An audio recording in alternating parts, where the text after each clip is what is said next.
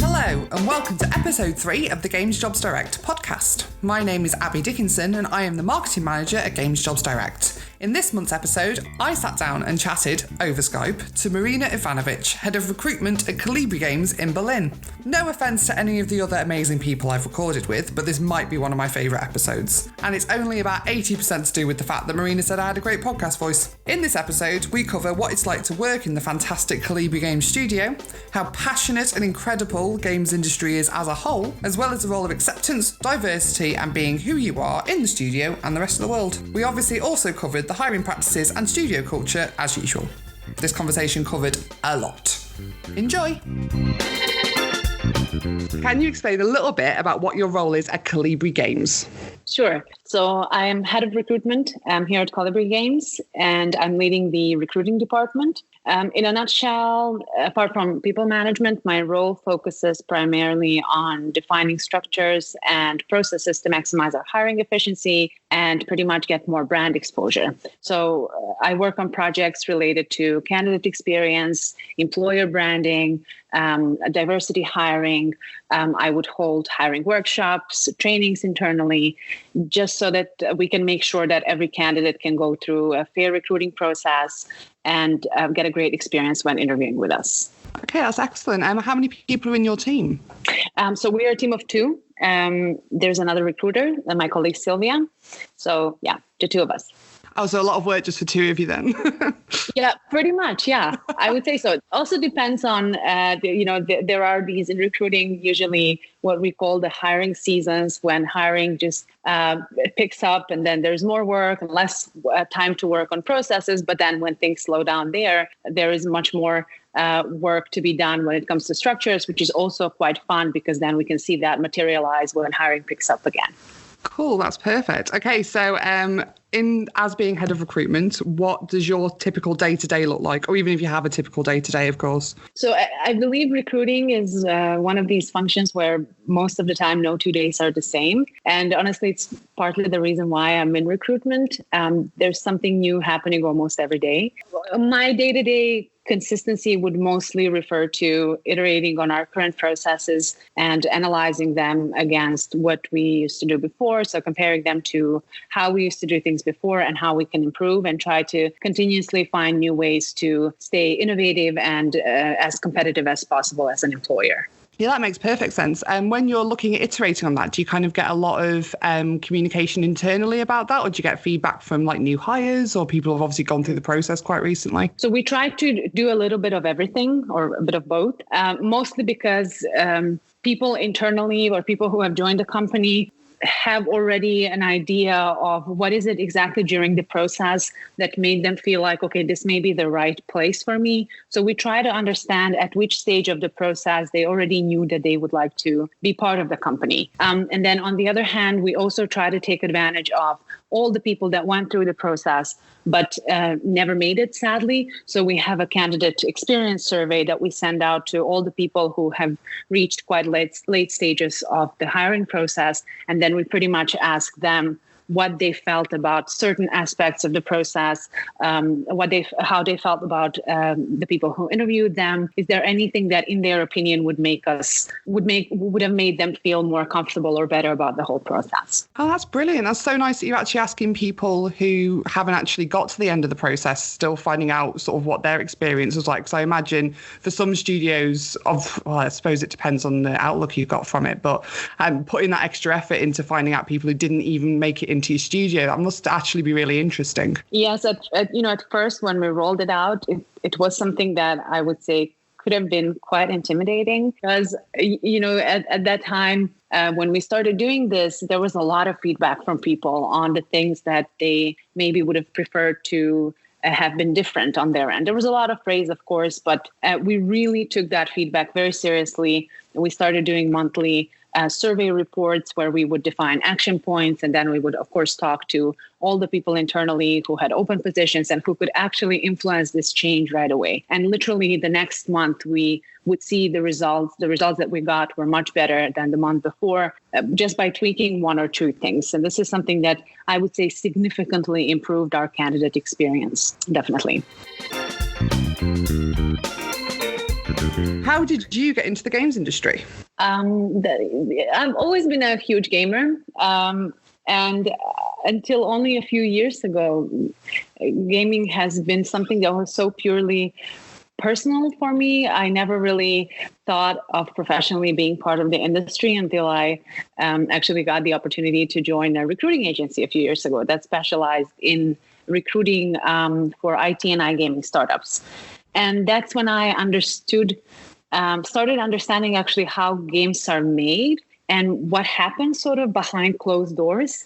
I got a little bit of insight into these things that I felt as a player, of course, I could never learn about or I could never hear about. But on the other hand, I never felt that I was so curious about it either. This, for me, sort of changed completely the way I looked at games after that. And it suddenly made all the sense in the world that I became part of the industry. And it kind of hit me, I should have done this much earlier. This whole experience of starting in games deepened not only my knowledge of the industry and games, but it actually changed my whole gaming experience too. And it was after this experience that I realized, okay, this is the right place for me. I would love to see what else I can find out, what else I can experience now, both as a player, but as a professional in games too. Yeah, that's exactly how I feel about it as well. So I've been doing this job for about a year. I've always been a massive gamer as well, and I like marketing. I feel like I'm good at it, so that's why I kind of started doing this stuff. And I went, wouldn't it be cool if I could do it for video games? And I thought I knew everything about games. I was like, yeah, I'm a gamer. I've got all the platforms. I sit and do that every weekend. And then I actually started at the job, and I started speaking to people on the other side of it who actually are creating the games and creating these experiences. And I was like, I knew nothing. This is incredible. Exactly how I felt. Yeah, and it's so cool to actually be able to speak to those people like every day, and they're all ridiculously passionate. And I'm just like, yep, this is it. I definitely have found the right industry. This will do. That's the thing. I had no idea how passionate people are who work in games, and then it also made sense to me because it's coming from such a personal place. Trying to work on something that you have been in a way part of usually since childhood for many people, since your childhood. It's something that incredibly motivates people and keeps people sort of self-motivated without having to have anything from the side, just this sort of desire to make it work because you feel like you are part of it personally and professionally is strong enough to make people create amazing stuff.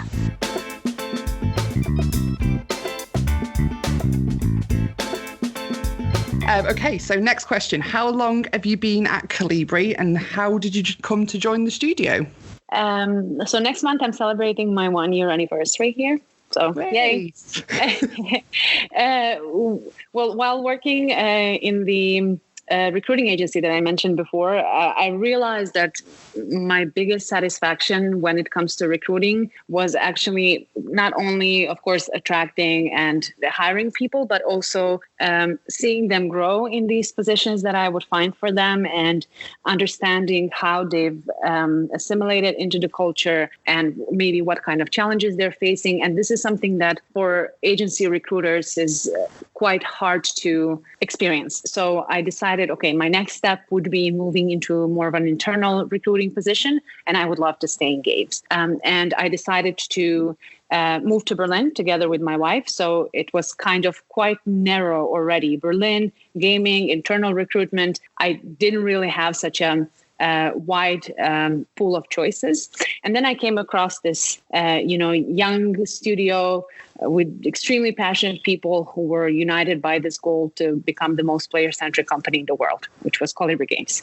And I got the chance to meet one of our CEOs who gave me a lot of insight into the power of our community and how this very humane approach of taking care of people first was the key to Kolibri Games' success. And this is something that really strongly resonated with me and who I am.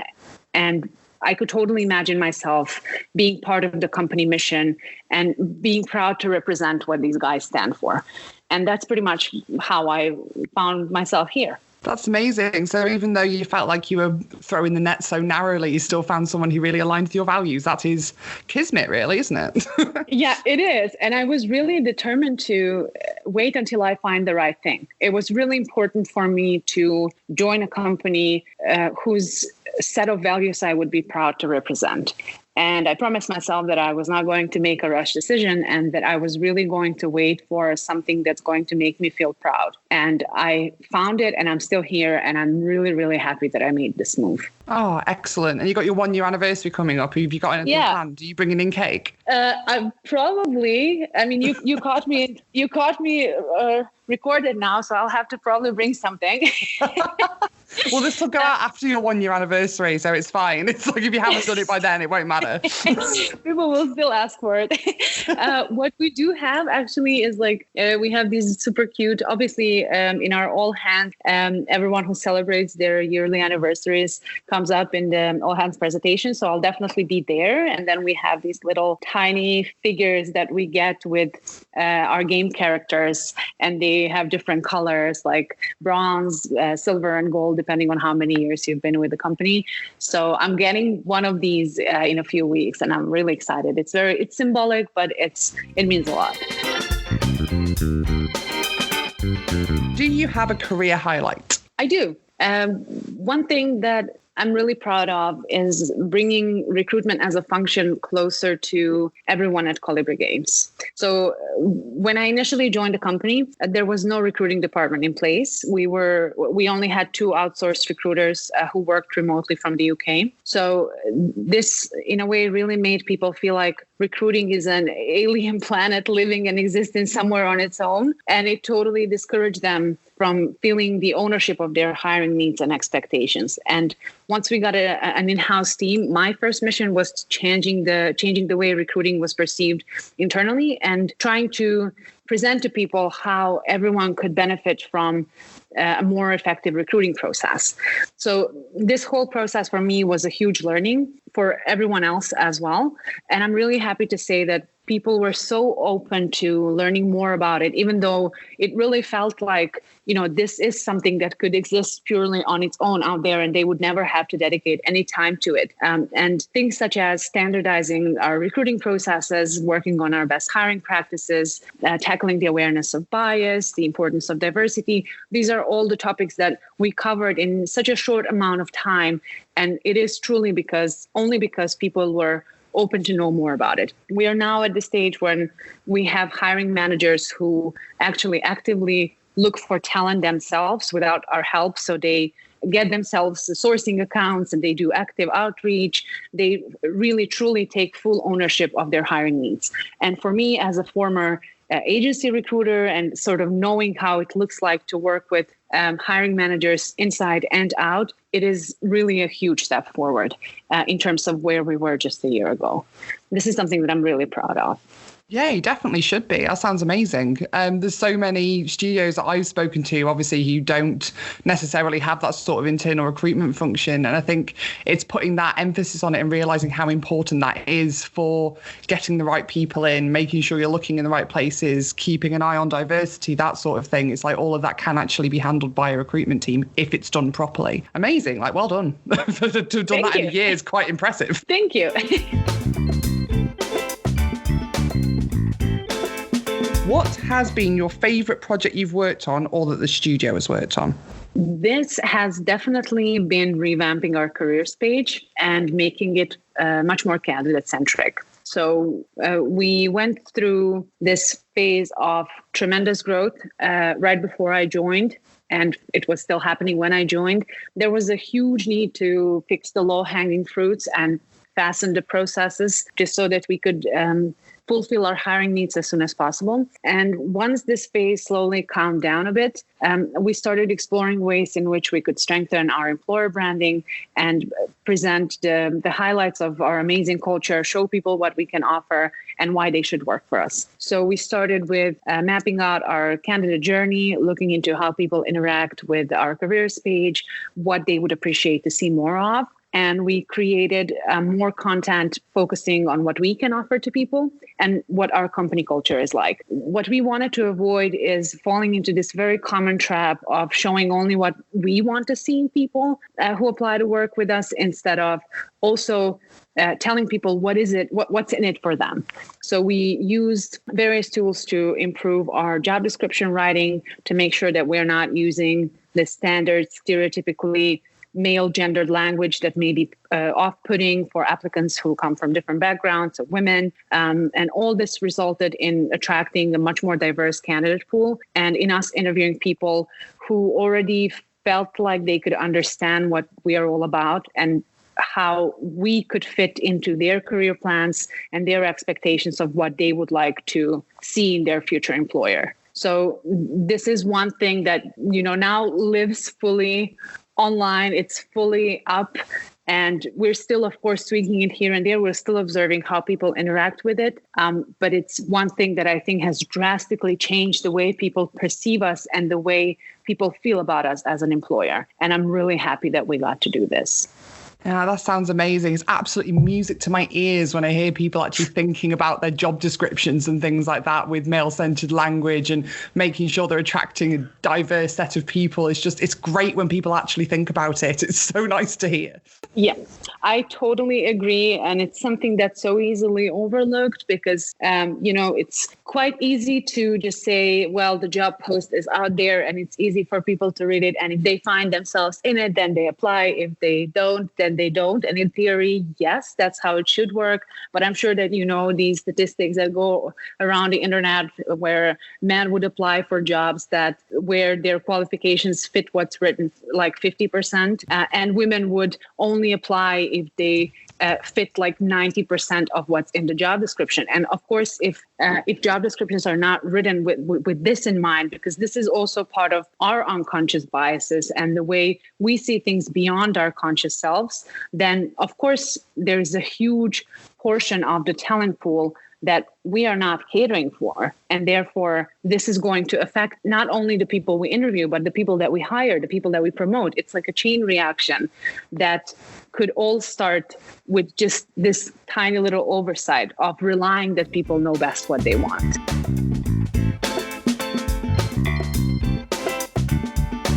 I mean, that's basically what I wanted to do with these podcasts. I think that it's so easy to talk to studios about the games that they make and that sort of thing. But when you're actually trying to sell the studio and the culture and what it's actually like to work there, it's important to have those sort of resources. So that's why I wanted to do this podcast and why I think it's a good idea and why I'm very glad that you're doing it. I totally agree. And I was really happy. I thought about who would be the right person to have this chat with you. And then I realized, actually, yes, all the talks that I find online when it comes to gaming are about how awesome the games are. And don't get me wrong, we have great games, but that's ultimately not what sells the employer, maybe not fully. Unless you are a AAA company, then yeah, sure. You don't need to talk about anything else. You don't need to have a super polished website, but the competition is fierce. And I think we have a lot to offer. And if we don't showcase that, then we cannot really expect people to just, rush the work for us. It just doesn't happen that way, sadly.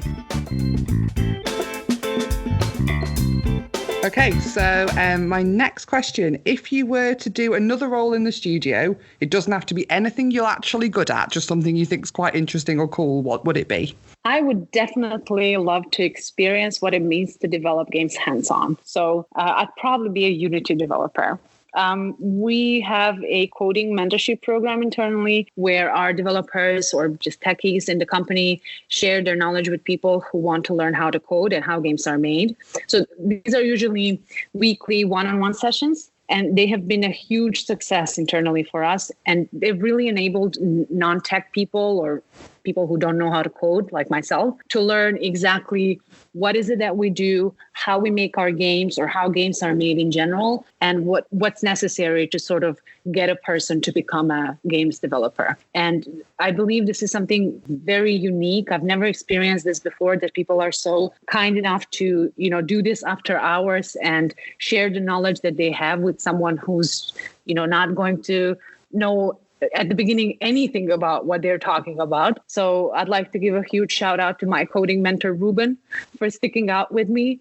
And I do have to say that he's probably part of the reason why I, have gotten much more into understanding exactly how we are doing what we're doing. No, that's excellent. That's such a good idea, because obviously I've heard about it in different companies when they have like knowledge shares and things like that. But actually having sit down one-on-one sessions, I mean, that's incredible. That's such a good perk. It is really incredible, because these can take hours, honestly. And my sessions have taken hours just because people, again, going back to what we talked about at the beginning, people are so passionate about doing this. They're so passionate about making products, making games that they play themselves, that they go home and play, that, people are so proud to be doing this work. And that's so obvious with something like this, where people are so selfless about the things that they have learned. That's incredible. Do you see quite a big uptake on people wanting to do those one-on-one coding sessions? Definitely. I think we have at least 4 or 5 different mentors now who would meet different people throughout the week. And it's also quite flexible. Sometimes I would meet my mentor during lunch. So we're really trying to make it work. And I feel that as long as, both sides are interested and contributing from their end, these are totally happening every single week, and it's awesome. That sounds awesome. I'm so jealous. That sounds amazing. That's so good.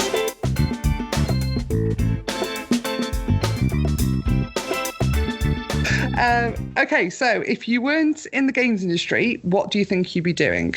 I'm really curious about technology in general, especially emerging technologies. So I think I'd probably be exploring blockchain more and Internet of Things, as I'm really curious about what the future holds there. I had the chance to work with a few blockchain startups before. It's been really refreshing for me, just being in touch with the latest technologies, talking to people, hiring people who make all of this happen. It has been incredibly rewarding and humbling.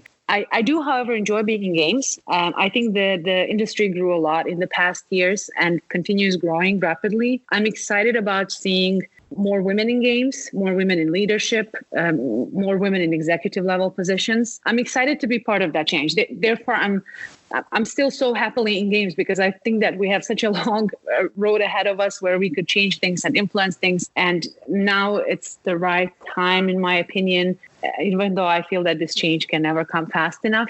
Yeah. But I believe you are a member of this lovely organization called Women in Games. I am, yes.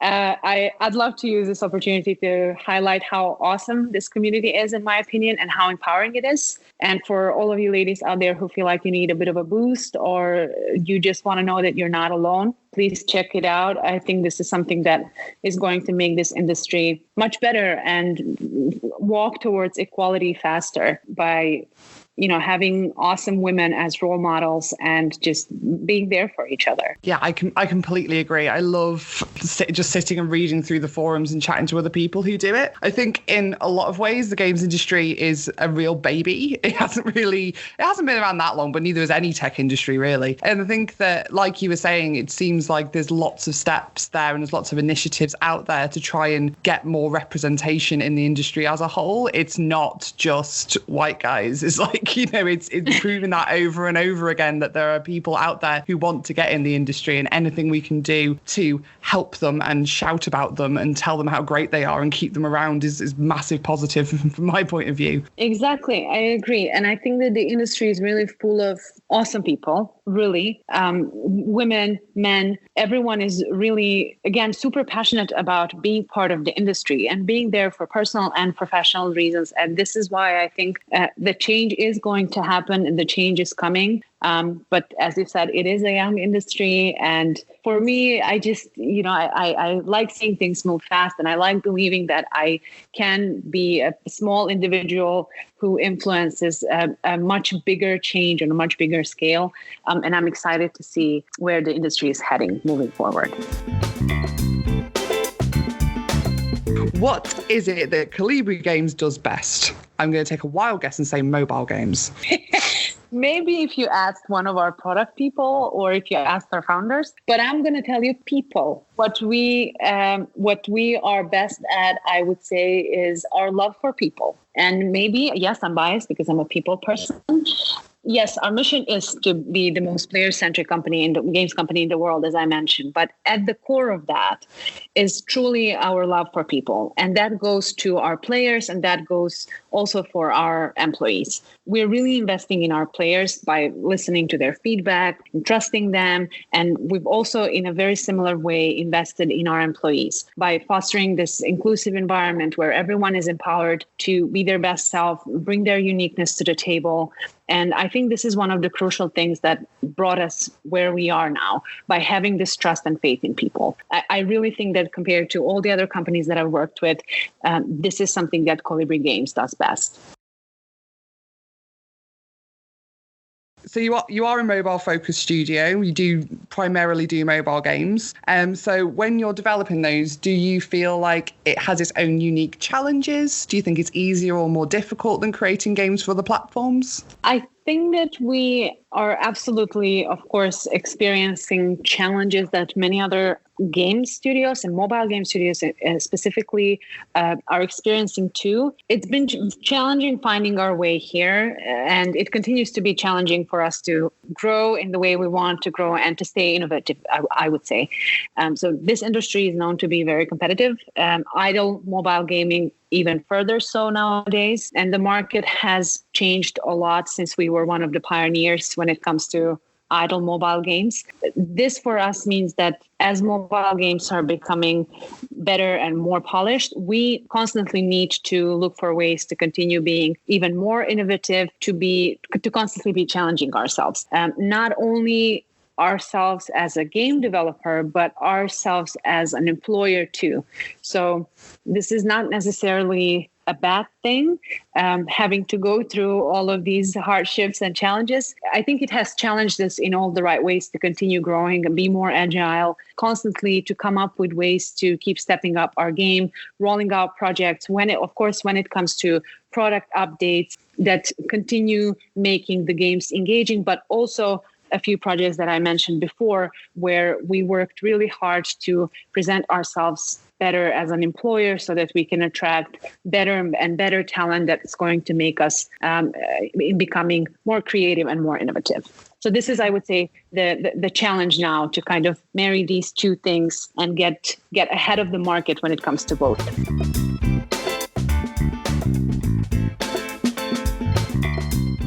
What is the culture like working at Calibri Games? If I had to describe our culture in one word, I would say collaborative. We value a lot the importance of working in teams and playing to each other's strengths. Our teams are organized in such a way to make the most out of every individual, which means that we have many cross-functional teams that create things together. So we would usually have a bunch of artists, developers, QA people sit together in the same room, what we call delivery teams, and work on one aspect of the game or one feature or one update. And because of this way of working, we value feedback and transparency a lot. We see it as a gift that we give and receive just as equally. We're also quite big on empowering people to grow and develop personally and professionally. We have a number of ways for people to get access to the role or industry relevant knowledge and give everyone the right support to drive their own growth. So we always constantly look into different ways in which we could improve our learning and development efforts and help guide people in the direction that they would like to continue growing and improving. That sounds brilliant. To be fair, everything you say about the studio sounds brilliant. This is no problem. It's just going to be me going, wow, amazing, great, at the end of everything that you're saying. There's always things to be improved. And this is something that Kolibri Games, even before we were Kolibri Games, when we were Fluffy Fairy Games back before moving to Berlin, things were constantly changing and moving. And back in the day when the company was much smaller, nobody was afraid to experiment with things, to break things, to scratch everything and start from the beginning. And I really think that this is the reason why we're still here and in such capacity, because no one was too proud to say, you know what, maybe this is no longer working because of a number of reasons that are usually in this market right now of external nature.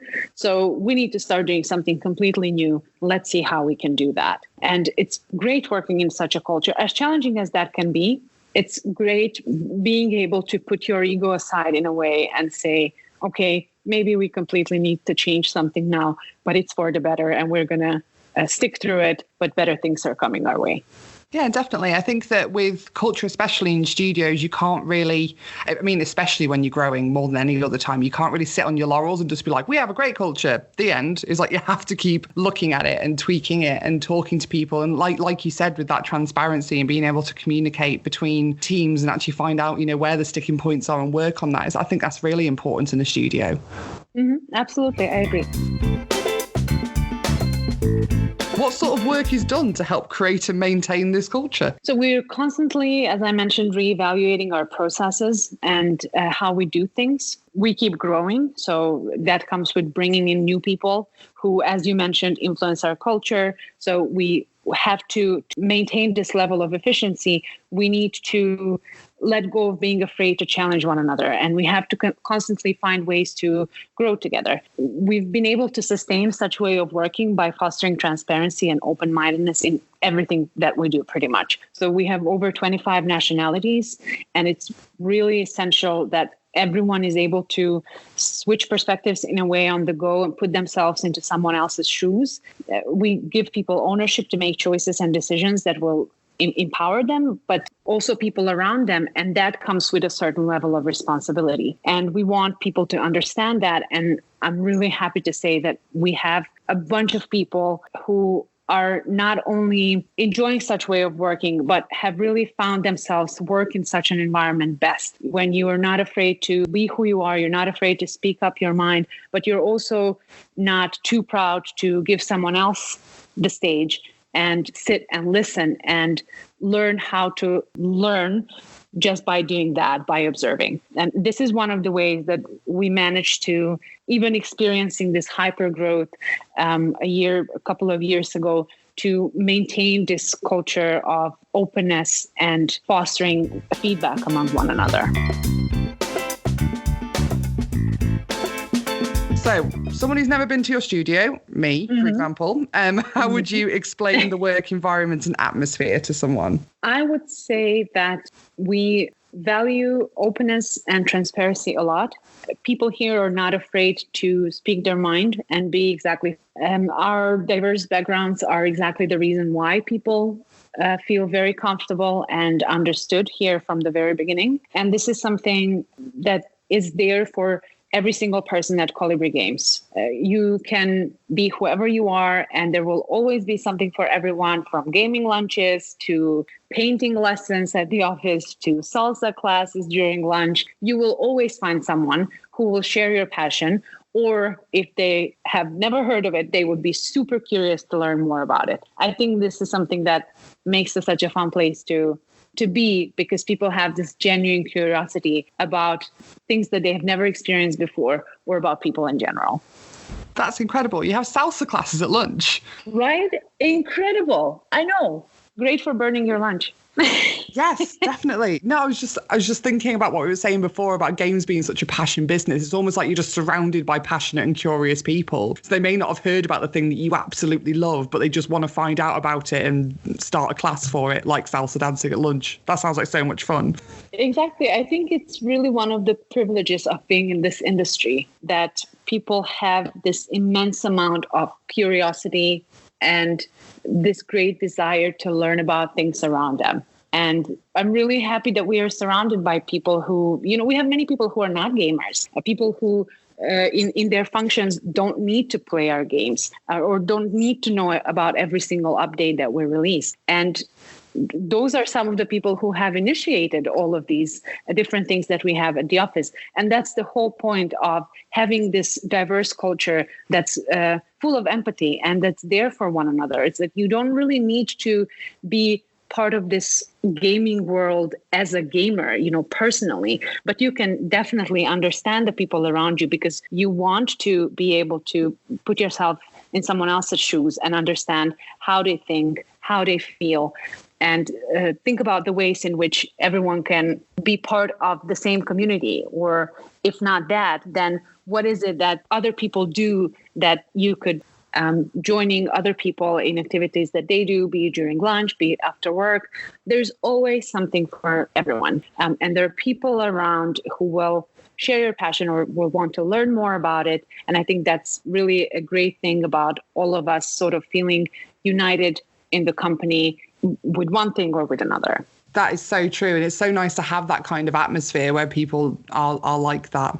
That sounds so nice because, like you were saying, you're not just because you all work in the games industry doesn't necessarily mean you're all totally obsessed with gaming outside of it. I mean, obviously, a large percentage of people probably will be because that's how people get into industries, especially a passion business like gaming. Is they like gaming, so they join the games industry. But that's not necessarily the case with everybody. They might just have had enough of it at the end of the week and not want to then go spend their weekend playing more games. To have those options there and to have so many different people with so many different ideas is great. Absolutely, and it's really important sometimes to have these people, in my opinion, who may criticize something about games or something about our games that may not be that close to them. And it's exactly these people that can bring in a very fresh perspective. Yes, maybe they will ask something that's quite trivial, but maybe they will help people who are so immersed in the product or in our games to see a completely different aspect of what we do. And I think that's really important. It's a really healthy environment.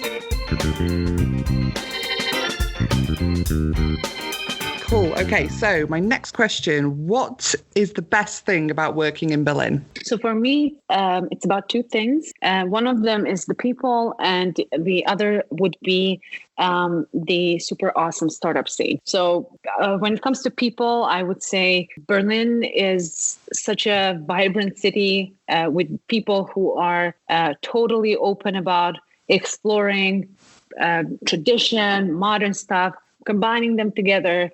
You can see anything in Berlin. And every single thing that you see, every kind of a person that you meet feels so good about being in their own skin. It's something that I've never gotten the chance to experience anywhere else. And then when it comes to the tech and startup scene, the great thing about the city is that everything here is so startup centric that you could literally just visit relevant events 5 times a week and you would still feel like you're learning a lot. Like you could spend another 10 years in the city and still feel like you haven't really explored everything when it comes to emerging technologies, new people coming into the city, new knowledge being brought here. And I think these two things combined, sort of people feeling great about who they are personally and then having all this exposure to grow professionally, is something that makes the energy in this city so unique, I would say.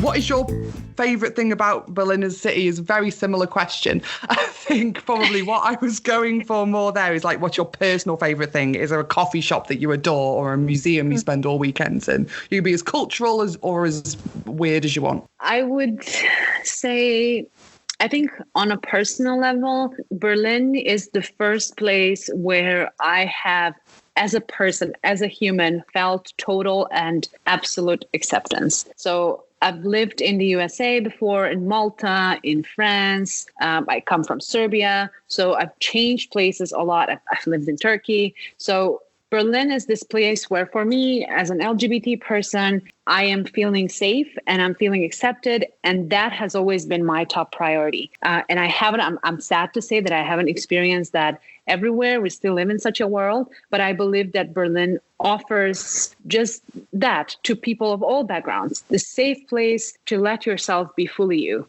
And then there's food. Food is awesome as well. Food is really amazing. If those aren't selling points, I don't know what is. Yeah, I think, there's a bit of this city gives something to everyone. There's something for every single person that comes here, no matter what that thing is for you, whatever floats your boat. Okay, so we talked a little bit about some of the benefits and perks of working at Kolibri Games, like the coding sessions and salsa dancing, which I now want to set up.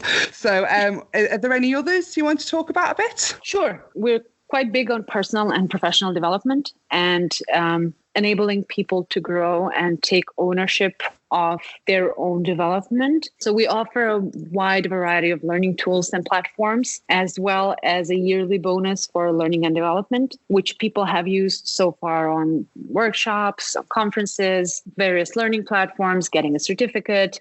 So what we are trying to do with this is empower people to understand what is it that they want to get better at, and then us facilitating that for them and being able to support them when it comes to growing professionally and personally. So we, of course, give people ownership by offering flexibility in terms of office hours, doing home office so that everyone can find the rhythm that fits them best and their working style. We have a bunch of events, which I think are awesome, to help us all come closer together and have fun as teams, but also on a company level. So we have weekly Friday parties, birthday celebrations. We have a birthday party coming up.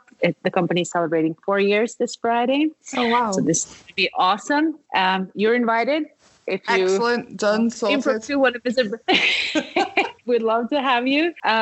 So we have summer parties, and we, of course, have our well-known yearly holiday where the whole company goes away for a few days. Last year, we went to Greece, and the year before that, we went to Tenerife. That's quite awesome. We also love working with agencies who help us support people who are relocating here so that we can give people the sort of the smoothest possible experience coming to a completely new country, very often moving with their family. Myself, someone who's moved so often in the past 4 or 5 years, this is something that is really, really important, in my opinion, for people who've never been here and who probably have this sort of anxiety when it comes to coming to a completely new place. So we work with agencies to help that happen. We also offer German classes for people who want to just become part of the culture a little bit easier. And I think this would pretty much be the summary of the most important ones. Yeah.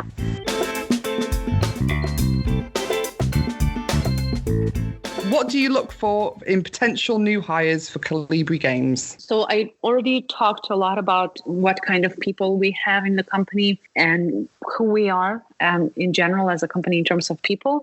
What I would say when it comes to explaining this to people who may be interested in joining, I would say we value a lot the importance of our team culture and people who believe in the power of teams and reaching goals together. So this is something that's really, really important for us. We also love people who are passionate about building games that change people's lives. So having this passion for gaming in general is something that we love to see, just because this is what we do and this is what we're passionate about. We also love people who see themselves continuing to grow professionally and who love being exposed to an environment that's going to be challenging in that way that, you know, we work in a very competitive market, and that really makes us constantly look into things with different eyes and trying to explore different things that may work. And this requires people to also continue growing with the company. And it can, if people are interested in something like this, it can get really exciting both for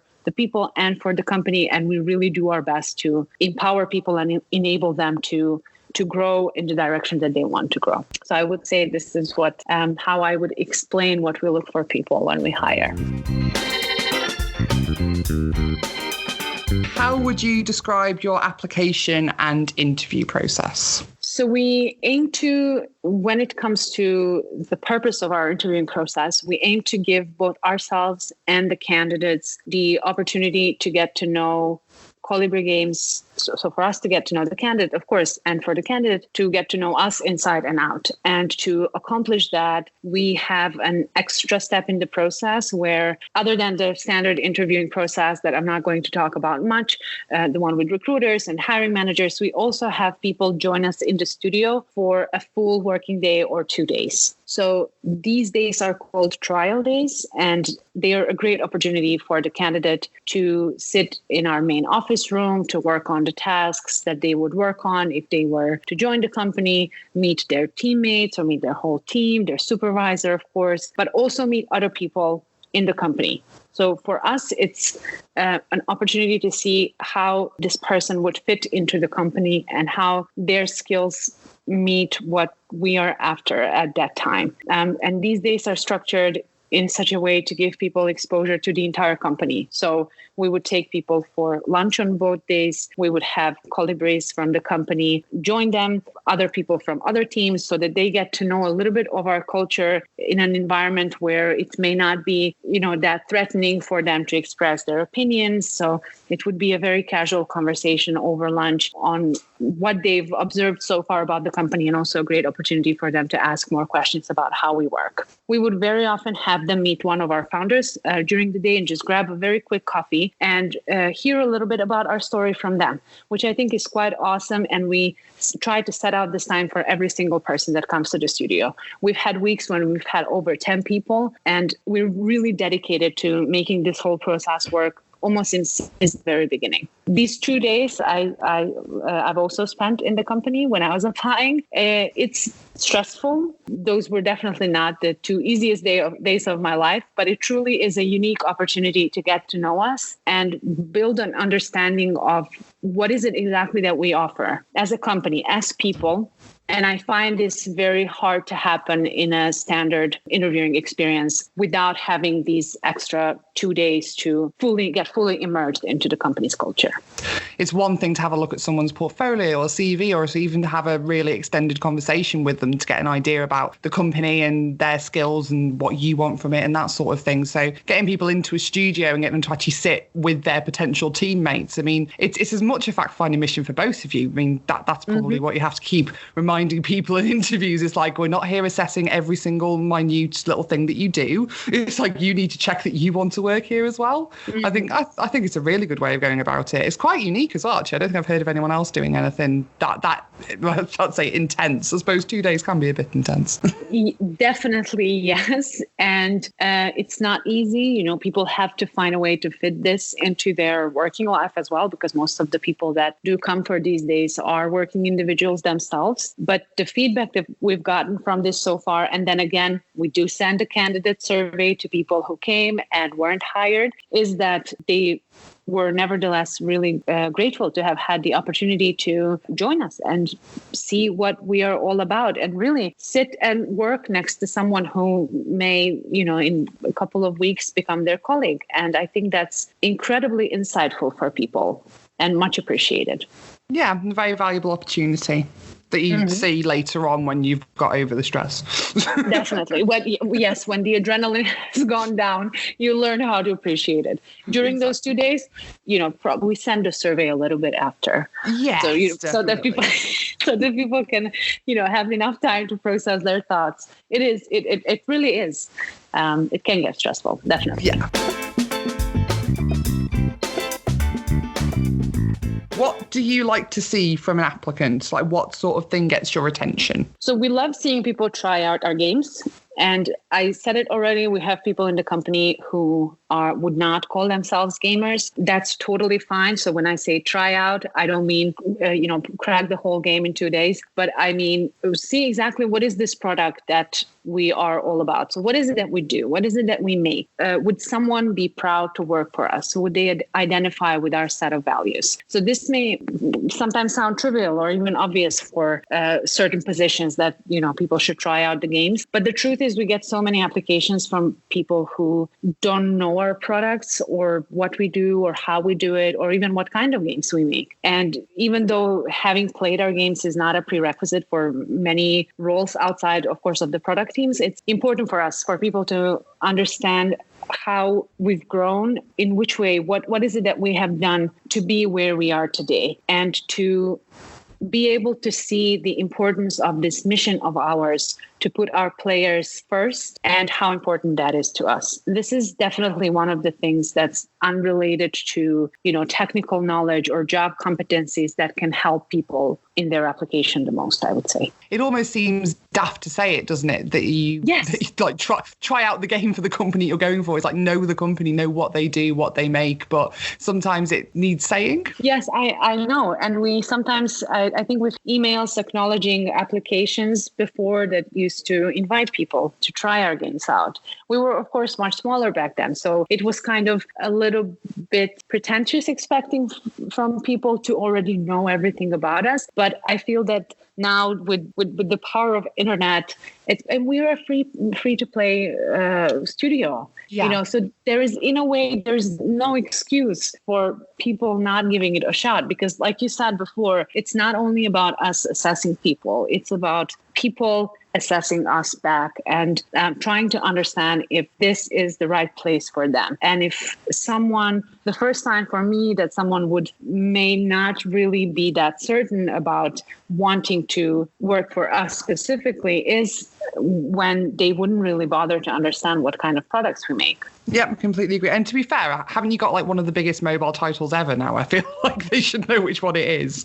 True. So I would say if there's one thing that you're going to take away, whoever's listening, if you're going to take away one thing from this podcast, it is try out the games. Not for us, but for you. Make sure that we would be the right place for you and that you'd be proud to represent a company that makes games like that.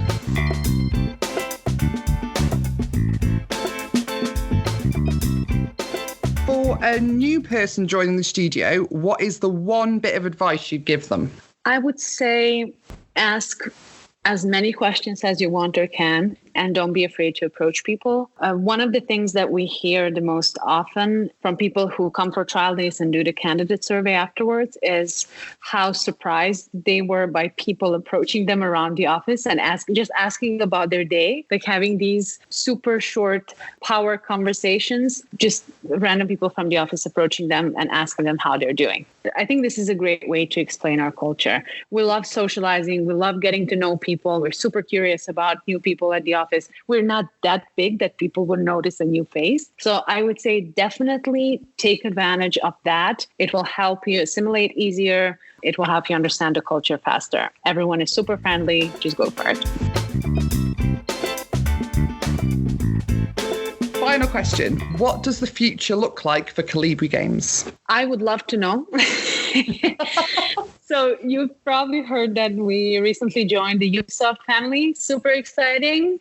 I'm really excited. I'm thrilled for us to be part of such an important player in the gaming industry. I mean, Ubisoft is iconic, and we're really, really proud to be part of the family. This acquisition for us is an opportunity to learn more about how we can continue growing, how we can continue making games that people would love to play. And we'd definitely like to continue exploring the idle market more, working on more games potentially, and seeing what the next exciting thing we can come up with would be. And I think now more than ever, this was definitely what we written in the stars for us even before the acquisition. But I think that now we are really super excited about getting access to more wisdom and knowledge that Ubisoft has and trying to find a way to accommodate that to our culture and our approach to game making, and then seeing what's going to come out of that. So I'm super excited. That's very exciting. That could be a big shift, but I imagine it can only be exciting. They like you were saying, they're a powerhouse. They're all over the world. They know their stuff, so it can only be a good thing. Absolutely, I agree. Super exciting times coming for us. Brilliant. Right, that's all my questions.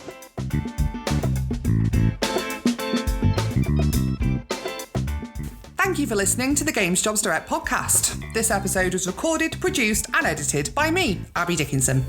For any questions, comments or suggestions, or if your studio would like to get involved in a future episode, send an email to Abbie, that's Abbie, at gamesjobsdirect.com. Special thanks this episode goes to Marina Ivanović for letting me talk her ear off for way more than the hour we had planned. To find all of Kolibri Games' current vacancies, head to kolibrigames.com/career or check out gamesjobsdirect.com. You can follow Games Jobs Direct on Twitter, Facebook, LinkedIn and Instagram. Our handle is @GamesJobsDirect. The music in this episode is from Incompetech by Kevin MacLeod. To find out more, head to incompetech.com. Next month, I'll be talking to London-based Football Manager creators Sports Interactive. We'll be back in June with our next episode. Thanks for listening.